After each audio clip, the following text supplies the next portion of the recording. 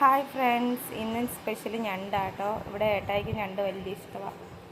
അങ്ങനെ ഞണ്ട് വാങ്ങിച്ചിട്ട് വന്നത്. വലിയ ഞണ്ടായതുകൊണ്ടാണ് വാങ്ങിച്ചിട്ട് വന്നത് കേട്ടോ. നല്ലതായിരുന്നു, വലിയ ഞണ്ടായിരുന്നു.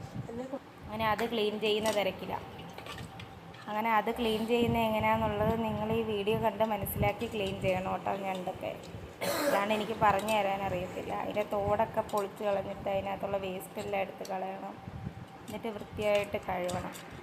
ഇത്രേ പറഞ്ഞു തരാൻ അറിയൂ കേട്ടോ. ബാക്കി നിങ്ങൾ ഈ വീഡിയോ കണ്ട് അതേപോലെ അങ്ങ് ചെയ്താൽ മതി. ബൈ.